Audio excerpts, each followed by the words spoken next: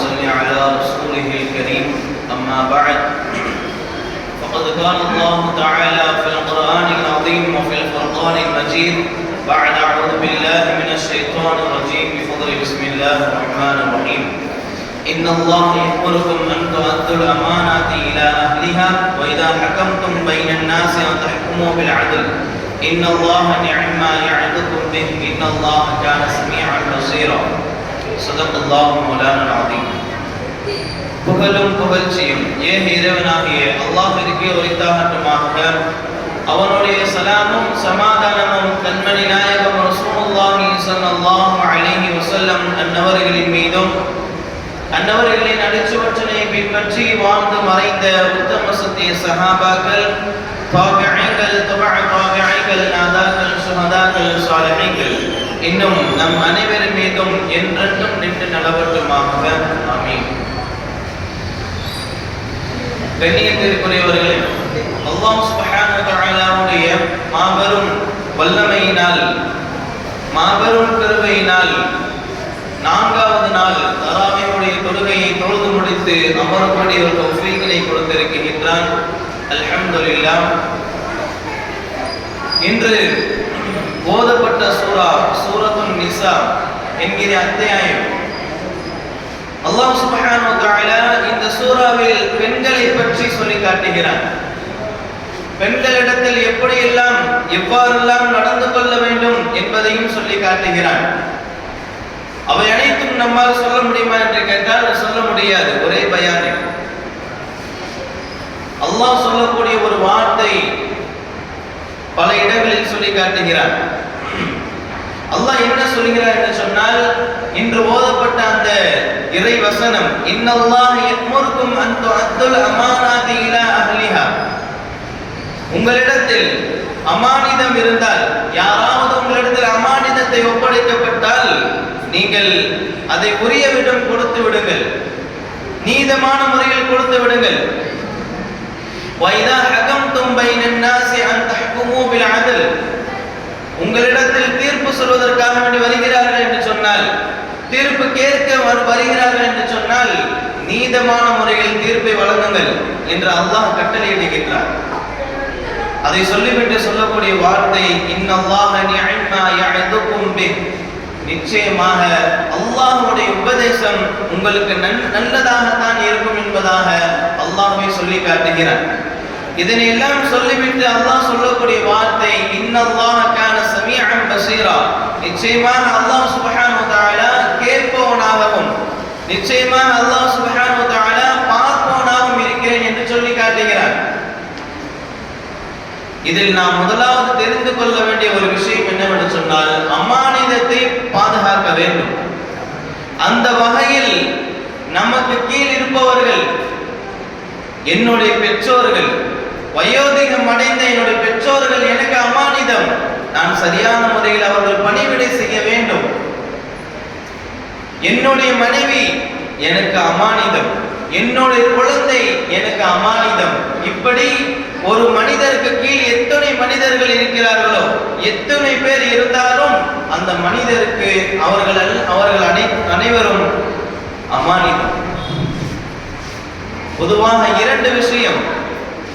ஒன்று அல்லாஹ்விற்கு செய்ய வேண்டிய கடமை, மனிதனுக்கு செய்ய வேண்டிய கடமை. இந்த இரண்டு விஷயமும் அமானிதத்தில் அடங்கிவிடும். அல்லாஹ் நமக்கு கட்டளையிட்டு இருக்கின்றான், நீங்கள் சீரான முறையில் முஸ்லிமாக இருங்கள், இஸ்லாத்தில் என்ன சொல்லப்பட்டதோ அதை செய்யுங்கள். நீங்கள் அப்படி செய்தால் உங்களுக்கு நான் சுவனத்தை, சொர்க்கத்தை நான் அன்பளிப்பாக கொடுக்கிறேன் என்று சொல்கிறான். நாம் இஸ்லாத்தில் சொல்லப்பட்ட அந்த இபாதத்துக்களை நாம் சரியான முறையில் செய்வது நமக்கு கொடுக்கப்பட்ட ஒரு அமானிதம். அதே போன்று மனிதர்கள் இன்னொரு மனிதருக்கு அமானிதம். அதைத்தான் நாம் முதலாவது சொன்னோம். என்னுடைய மனைவி, என்னுடைய மக்கள், என்னுடைய முதிர்ந்த பெற்றோர்கள், இவர்கள் எல்லாம் எனக்கு ஒரு அமானிதம். அதை சரியான முறையில் பாதுகாக்க வேண்டும். அதில் குறிப்பாக நம்முடைய பெண்கள் நமக்கு முதன்மையானவர்கள். அவர்கள் பாதுகாப்பதற்கு முதன்மையானவர்கள் என்று சொன்னால் பெண்கள். அதனை பற்றி தான் அல்லாஹ் சுப்ஹானஹு வ தஆலா ஒரு தனி சூறாவே இறக்கியிருக்கிறார். அல்லாஹ் அதை ஆரம்பிக்கும் பொழுதே அந்த சூராவுடைய பெயரே என்னவென்று சொன்னால் அந்நிசா, பெண்கள். அர்ஜுல், ஆண்கள் என்று தனியாக எந்த ஒரு சூறாவை அல்லாஹ் இறக்கவில்லை. காரணம், அந்த சூறாவில் பல விஷயங்களை அல்லாஹ் சொல்லி காட்டுகிறார். அதில் நாம் எடுத்துக்கொள்ள வேண்டியது அமானிதம். அமானிதத்தை நான் பாதுகாக்க வேண்டும். அதைத்தான் நபி ஸல்லல்லாஹு அலைஹி வஸல்லம் அவர்கள் செய்தார்கள். மக்கா வெற்றி கொள்ளப்படுகிறது. மக்கா, அந்த கஅபா முஸ்லிம்களுடைய கையில் வருகிறது. அந்த நிலையில் நபி ஸல்லல்லாஹு அலைஹி வஸல்லம் அவர்கள் மக்காவில் நுழைகிறார்கள். கஅபாவை திறப்பதற்காக முயற்சிக்கிறார்கள். உஸ்மான் பின் தல்ஹா ரலியல்லாஹு அன்ஹு தான் அந்த கஅபாவுடைய சாவி இருக்கிறது. அதை வாங்கி திறக்கிறார்கள். உள்ளே சென்று தொழுகிறார்கள். தொழுதுவிட்டு வெளியே வந்தவுடன் சஹாபாக்கள் எல்லாம் சொன்னார்கள், இந்த சாவியை, கஅபாவுடைய இந்த சாவியை நீங்கள் எடுத்துக் கொள்ளுங்கள், நீங்களே வைத்துக் கொள்ளுங்கள் என்பதாக சஹாபாக்கள் எல்லாம் சொல்லும் பொழுது அவர்கள் நாடி இருந்தால் அப்படி செய்திருக்கலாம். காரணம், அந்த ஏரியா, அந்த முழுவதும் முஸ்லிம்களுடைய கையில் இருக்கிறது, நபியுடைய கையில் தான் இருந்தது. ஆனால் அவர்கள் அவ்வாறு செய்யவில்லை. அந்த சாவி யாரிடத்தில் இருக்கிறது? உஸ்மான் பின் தல்ஹா. அவர் முஸ்லிமாக ஆகவில்லை அந்த சமயத்தில். இருந்தாலும் கூட ஒரு முஸ்லிம் அல்லாதவர் தான். அவரிடத்தில் அமானிதமாக கொடுக்கப்பட்ட அந்த சாவியை திரும்ப அவரிடத்திலே கொடுத்தார்கள். கொடுத்துவிட்டு சொன்னார்கள், இந்த சாவி உங்களுக்கும் உங்களுடைய சந்ததியினரிடத்திலும் நிலைத்திருக்கும் என்பதாக சொன்னார்கள். இன்று வரையிலும் கஅபாவுடைய சாவி யாருடைய கையில் இருக்கிறது என்று சொன்னால் உஸ்மான் பின் தல்ஹா ரலியல்லாஹு அன்ஹுடைய சந்ததியருடைய கையில் தான் இருக்கிறது. அவருடைய கையில் இருந்தது காரணம், அங்கே முதலாவதே நபி ஸல்லல்லாஹு அலைஹி வஸல்லம் அவர்கள் அமானிதத்தை பாதுகாத்தார்கள். அந்த அமானிதமான அந்த பொறுப்பை, அந்த சாவியை அவரிடத்திலே திரும்ப கொடுத்து விட்டார்கள். அவருடைய உம்மத்தாகிய நாம் எப்படி இருக்க வேண்டும் என்பதை நாம் சிந்தித்து பார்க்க வேண்டும். இயற்கையாகவே அல்லாஹ் சுப்ஹானஹு வ தஆலா அமானிதத்தை பாதுகாக்கக்கூடிய ஒரு தன்மையை ஆரம்பத்தில் கொடுத்திருந்தான். இயற்கையாகவே அந்த பண்பு இருந்துச்சு. அதற்கு உதாரணம் என்னவென்று சொன்னால் நபி ஸல்லல்லாஹு அலைஹி வஸல்லம் அவர்கள் ஒரு சம்பவத்தை சொல்லி காட்டுகிறார்கள். ஹஸரத் அபூ ஹுரைரா ரலியல்லாஹு அன்ஹு அறிவிக்கக்கூடிய ஒரு ஹதீஸ். நபி ஸல்லல்லாஹு அலைஹி வஸல்லம் அவர்கள் சொன்னார்கள், பனி இஸ்ரவேலிடத்திலிருந்து ஒரு மனிதர் இருந்தார். அந்த காலகட்டத்தில் ஒரு மனிதர் இருந்தார். அவரிடத்தில் ஒரு அசையா சொத்து, நிலம் ஒன்று இருந்தது. அதை விலைக்கு கொடுப்பதற்காக இன்னொரு மனிதரிடத்தில் அதை விலைக்கு கொடுக்கிறார்கள். அந்த இன்னொரு மனிதரும் விலைக்கு அந்த நிலத்தை வாங்கிக் கொள்கிறார்கள். வாங்கியதற்கு பிறகு அந்த நிலத்தை வாங்கிய அந்த மனிதர் அந்த நிலத்தில் சென்று பார்த்தால் ஒரு தங்கத்தான் நிறைந்த ஒரு ஜாடி இருக்கிறது. அந்த ஜாடி முழுவதும் தங்கம். அதை பார்த்த அந்த மனிதர், நிலத்தை வாங்கி கொண்ட அந்த மனிதர் நிலத்தை கொடுத்தவரிடத்தில் சென்று அந்த தங்கத்தை ஒப்படைக்க போகிறார்கள். நான் உன்னிடத்தில் நிலத்தை மட்டும் நான் வாங்கினேன், தங்கத்தை வாங்கவில்லை. இந்த தங்கத்தை நீ பெற்றுக்கொள், இது என்னுடையது அல்ல என்று சொல்லும் பொழுது அந்த நிலத்தை கொடுத்த அந்த மனிதர் சொன்னார்கள், நான் இவை அனைத்தையும் சேர்த்துதான் உங்களிடத்தில் கொடுத்தேன், நிலத்தையும் உங்களிடத்தில் தான் கொடுத்தேன், அதில் இருக்கக்கூடிய எல்லாவற்றையும், அதில் குறிப்பாக இந்த தங்கத்தையும் நான் உங்களுக்கு தான் கொடுத்தேன். அவர் நிலத்திற்கு என்ன விலையோ அதை மட்டும்தான் வாங்கியிருந்தார்கள். ஆனால் நிலத்தில் தங்கம் இருக்கிறது, நினைத்திருந்தால் பெற்றுக் கொண்டிருக்கலாம். இருந்தாலும் கூட அல்லாஹ் அதை ஆரம்பத்திலே அந்த பண்பை கொடுத்திருக்கிறான் அல்லவா? அதன் காரணமாக அவர் திரும்பி மறுக்கிறார்கள், வாங்கிக் கொள்வதற்கு மறுக்கிறார்கள். இறுதியாக தீர்ப்பு சொல்வதற்காக வேண்டிய ஒரு மனிதரிடத்தில் செல்கிறார்கள். ஏன் அந்த அளவிற்கு அவர்களுக்குள் தகராறு முட்டிவிட்டது, சண்டையாகிவிட்டது. இதனுடைய இறுதியில் தான் தீர்ப்பு சொல்வதற்காக வேண்டி ஒரு மனிதரிடத்தில் செல்கிறார்கள். ஒரு காதியிடம் சொல்லுகிறார்கள். தீர்ப்பு வழங்கக்கூடிய அந்த மனிதரிடத்தில் இந்த இரண்டு மனிதர்களும் சென்று சொல்கிறார்கள், நான் நிலத்தை வாங்கினேன், அதில் தங்கம் இருந்தது, அந்த தங்கம் அதை உரியவிடம் கொடுத்தால் அவர் வாங்க மறுக்கிறார் என்று முறையிடும் பொழுது அந்த மனிதர், தீர்ப்பு சொல்ல வந்த அந்த மனிதர் சொல்கிறார், உங்களுக்கு குழந்தை இருக்கிறதா? உங்களை இருவருக்கும் குழந்தைகள் இருக்கிறதா என்று சொல்லும் பொழுது, எனக்கு ஒரு ஆண் மகன் இருக்கிறான் என்று ஒருவர் சொல்ல, இன்னொரு மனிதர் சொன்னார், எனக்கு ஒரு பெண் பிள்ளை இருக்கிறது. இதையெல்லாம் கேட்டுவிட்டு அந்த தீர்ப்பு வழங்கக்கூடிய அந்த மனிதர் சொன்னார், அப்படியா, நீங்கள் என்ன செய்யுங்கள், இந்த மகனுக்கு உங்களுடைய மகளை திருமணம் செய்து வையுங்கள், திருமணம் முடித்து கொடுங்கள்.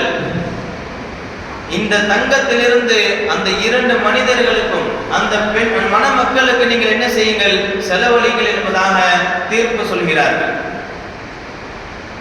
இந்த அளவிற்கு அமானிதத்தை பாதுகாக்கக்கூடிய ஒரு பண்பு அல்லாஹ் சுப்ஹானஹு வ தஆலா ஆரம்பத்திலே கொடுத்திருந்தார்.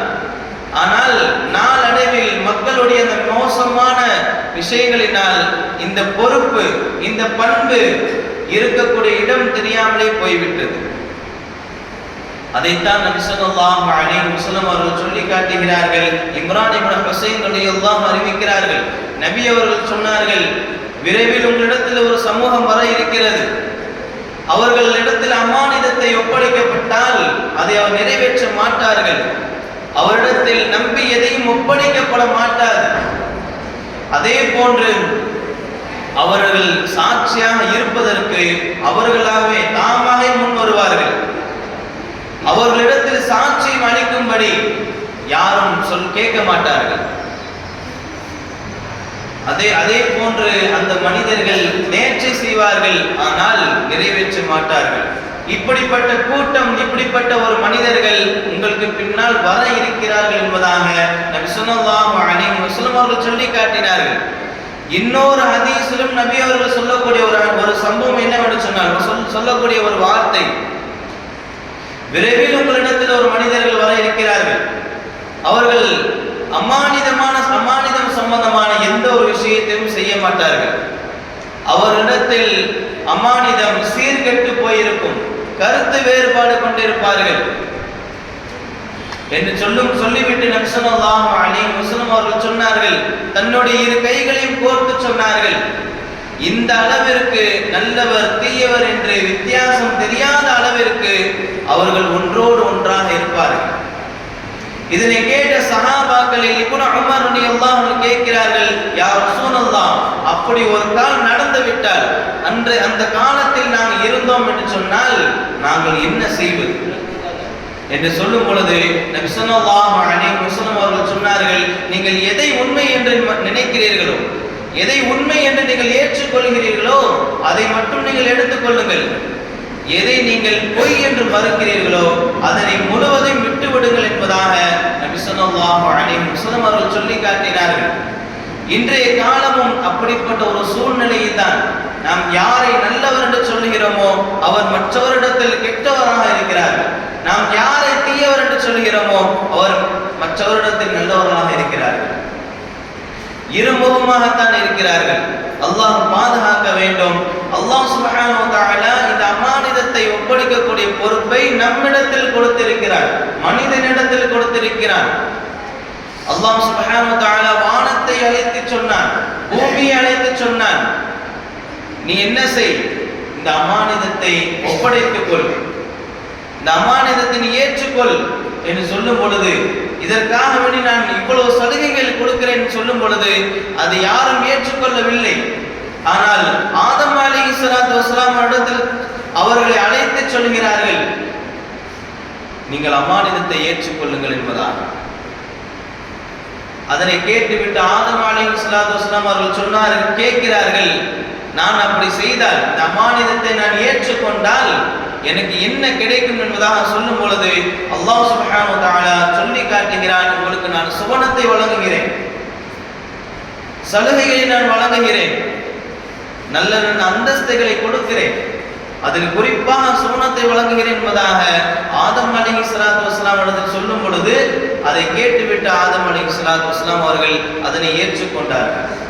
நாம் அமானிதத்தை ஏற்றிருக்கிறோம், அதை ஒப்புக்கொண்டிருக்கிறோம், அந்த அமானிதம் அல்லாஹ்விடத்தில் இருக்கிறது, மனிதரிடத்தில் இருக்கிறது, அதை சரியான முறையில் சீரான முறையில் நாம் நல்ல முறையில் நடத்தினோம் என்று சொன்னால், நமக்கு கீழ் இருப்போரிடத்தில் இருக்கக்கூடிய அமானிதங்களை சரியான முறையில் பேணி பாதுகாத்தோம் என்று சொன்னால் அல்லாஹ் நமக்கு சுவனத்தை வழங்குவான். இன்று மனிதர்கள் எப்படி இருக்கிறார்கள்? அல்லாஹ்வுக்கு செய்ய வேண்டிய கடமைகள், தொழுகை, இபாதத், ஹஜ், உம்ரா, சதகா, ஜகாத், இது போன்ற எல்லா அமல்களும் செய்கிறார்கள். ஆனால் மக்களுக்கு செய்ய வேண்டிய கடமை, வியாபாரங்களில், கொடுக்கல் வாங்கலில் சரியான முறையில் இருக்கிறார்களா?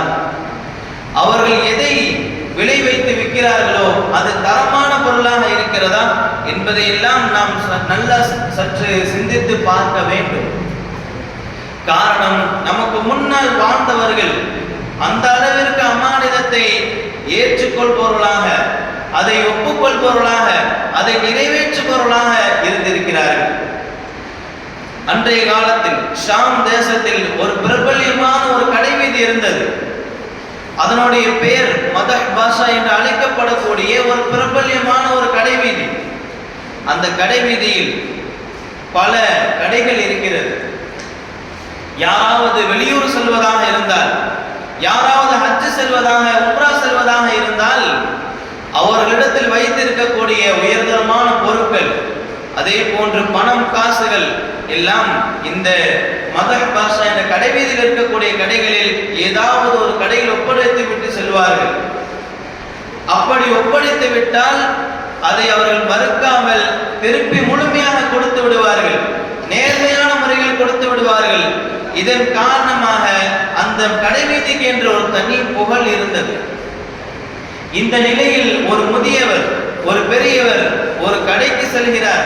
அந்த மதஹ் பாஷா என்ற அந்த கடைவீதியில் இருக்கக்கூடிய ஒரு கடையில் சென்று தான் வைத்து இருக்கக்கூடிய 3000 திர்ஹத்தை அமானிதமாக ஒப்படைக்கிறார்கள். நான் ஹஜ் செய்ய வேண்டும், செய்துவிட்டு வருகிறேன், அதுவரையிலும் இதை நீங்கள் அமானிதமாக வைத்திருங்கள், வந்து உங்களிடத்தில் நான் பெற்றுக்கொள்கிறேன் என்பதாக சொல்லிவிட்டு அந்த மனிதர் ஹஜ்ஜுக்கு செல்கிறார்கள். சில மாதங்கள் கழித்து பொறுமையாக அந்த மனிதர் வருகிறார்கள். மதஹ் பாஷா அந்த கடைவீதிக்குள் உள்ள நுழைகிறார்கள். தான் எந்த கடையில் கொடுத்தோமோ அந்த கடையில் தான் வாங்குகிறோம் என்று நினைத்து வேறு ஒரு கடையில் சென்று கேட்கிறார்கள். ஆனால் அந்த கடையில் ஆள் இல்லை, கடையின் உரிமையாளர் இல்லை. இந்த நிலையில் பக்கத்தில் இருப்பவரும் கேட்கும் பொழுது சற்று நேரத்தில் வந்து விடுவார், நீங்கள் அமருங்கள் என்று சொல்கிறார்கள். அந்த கடையின் உரிமையாளரும் வருகிறார்கள். வந்தவுடன் கேட்கிறார், நான் உங்களிடத்தில் ஒரு பணத்தை கொடுத்தேன், அதை எனக்கு மீண்டும் கொடுத்து விடுங்கள், அமானிதமாக உங்களிடத்தில் நான் கொடுத்தேன், அதை எனக்கு கொடுத்து விடுங்கள் என்பதாக சொல்லும் பொழுது அந்த மனிதருக்கு சந்தேகம், இந்த மனிதர் என்னிடத்தில் கொடுத்தார்களா இல்லையா? கொடுத்திருந்தால் சந்தேகமே அல்ல. ஆனால் இவர் வேறு கடைக்கு சென்று கேட்கிறார்கள் மறதியின் காரணமாக. அந்த கடைக்காரர் சந்தேகத்தின் காரணமாக கேட்கிறார்கள், உங்களுடைய பெயர் என்ன என்பதாக. தன்னுடைய பெயரை அவர் அந்த ஹாஜி சொல்கிறார்கள். நீங்கள் எதில் கொடுத்தீர்கள் என்னிடத்தில்? ஒரு சிகப்பு நிற பையில் கொடுத்தேன். எவ்வளவு ரூபாய் கொடுத்தீர்கள்? 3000 திர்ஹம் உங்களிடத்தில் நான் கொடுத்தேன். எந்த நாளில் என்னை சந்தித்து கொடுத்தீர்கள்? இந்த நாளில் நான் சந்தித்து கொடுத்தேன் என்பதாக அந்த கடையின் உரிமையாளர் என்னென்ன கேள்விகள் கேட்கிறார்களோ அந்த கேள்வி அனைத்திற்கும் அந்த ஹாஜி பதில் தருகிறார்கள். நீங்கள் இங்கே அமருங்கள், உங்களுக்கு உணவு கொண்டு வரப்படும், அதை சாப்பிடுங்கள், நான் இதோ வந்து விடுகிறேன் என்பதாக அந்த மனிதர் சென்று விடுகிறார். அந்த கடையின் உரிமையாளர் இந்த ஹாஜி சாப்பிட்டு முடிப்பதற்கு முன்பதாகவே அந்த கடையின் உரிமையாளர் வந்து பணத்தை ஒப்படைக்கிறார்கள். அந்த ஹாஜி திறந்து பார்க்கிறார்கள். திறந்து பார்த்தால் 3000 ரூபாய் திர்ஹம் இருக்கிறது, சரியான முறையில் இருக்கிறது. அல்ஹம்துலில்லாஹ் என்று சொல்லி அந்த கடையின் உரிமையாளருக்கு நன்றி செலுத்திவிட்டு வெளியே வருகிறார்கள். ஒரு 4 அடி எடுத்து வைக்கிறார்கள். ஒரு கடையில் பார்க்கிறார்கள். மிகவும் ஆச்சரியம். அவர்கள் எதை கொடுத்து விட்டு சென்றார்களோ அந்த கடை அந்த இடத்தில் தான் இருக்கிறது. அந்த கடையில் சென்று சலாம் சொல்கிறார்கள். அந்த சலாத்திற்கு பதில் சொன்ன அந்த கடையின் உரிமையாளர் கேட்கிறார், உங்களுடைய ஹஜ்ஜுடைய அந்த பயணம் எல்லாம் நன்றாக அமைந்ததா என்று கேட்கும் பொழுது அல்ஹம்துலில்லாஹ் நன்றாகத்தான் அமைந்தது. இதனை கேட்டுக்கொண்டு அந்த கடையின் உரிமையாளர் அந்த பணத்தை இந்த மனிதரிடத்தில் கொடுக்கிறார்கள். இந்த மனிதருக்கு மிகவும் ஆச்சரியம். முன்னதாக நாம் ஒரு கடையின் உரிமையாளரிடத்தில் இருந்து நாம் பணத்தை பெற்றுக்கொண்டோம். ஆனால் நாம் அந்த கடையின் உரிமையாளரிடத்தில் நான் அந்த பணத்தை கொடுக்கவில்லை. இருந்தாலும் கூட அவர் என்னிடத்தில் சரியான முறையில் கொடுத்திருக்கிறாரு என்ற ஒரு ஆச்சரியம். அந்த கடையின் உரிமையாளரிடம் சென்று கேட்கிறார்கள், ஏன் இப்படி செய்தீர்கள்? நான் தான் உங்களிடத்தில் நான் பணத்தை கொடுக்கவில்லையே, அப்படி இருக்க நீங்கள் எப்படி என்னிடத்தில் பணத்தை கொடுத்தீர்கள் என்று சொல்லும் பொழுது அந்த கடையின் உரிமையாளர் சொன்னார், இந்த கடைக்கென்று, இந்த கடை வீதிக்கென்று ஒரு தனி புகழ் இருக்கிறது. அதற்கெல்லாம் காரணம், இந்த கடை வீதியில் எந்த பொருளை நாம் ஒப்படைத்தோமோ அதை சரியான முறையில் நேர்மையான முறையில் பெற்றுக் கொள்ளலாம். நீங்கள் சொல்வதை நான் கேட்கும் பொழுது நீங்கள் யார் என்றே எனக்கு தெரியாது, ஆனால் நீங்கள் சொல்வதை நான் கேட்கும் பொழுது நீங்கள் இந்த ஊருக்கு புதியவர், நீங்கள் இந்த இடத்தில் இருந்து நீங்கள் செல்லும் பொழுது நீங்கள் இந்த கடைவீதியில் ஒப்படைத்த அந்த பணத்தை கொண்டு செல்லாமல் விட்டால் உங்களுடைய மனம் மிகவும் நொந்து போய்விடும். நீங்கள் உங்கள் குடும்பத்தில் சென்று சொல்வீர்கள், இந்த கடைவீதியில் என்னுடைய பணம் திருடு போனது என்பதாக. அதே சமயத்தில் அல்லாஹ் சொல்கின்ற ஒரு வசனம் என்னுடைய மனதில் தோன்றியது. அது என்ன வசனம்? ஃபைன் அமின பஅதகும் பஅதன் ஃபல்யுஅத்தில் லதி மின அமானத்துஹு வல்யத்தகில்லாஹ ரப்பா. உங்களில் சிலருக்கு காப்பகமாக பொருளை ஒப்படைத்தால், அமானிதமான முறையில் பொருட்களை ஒப்படைத்தால் அதை ஒழுக்கமான முறையில் கொடுத்து விடுங்கள். எதை கொடுத்தார்களோ அதை ஒழுக்கமான முறையில் கொடுத்து விடுங்கள்.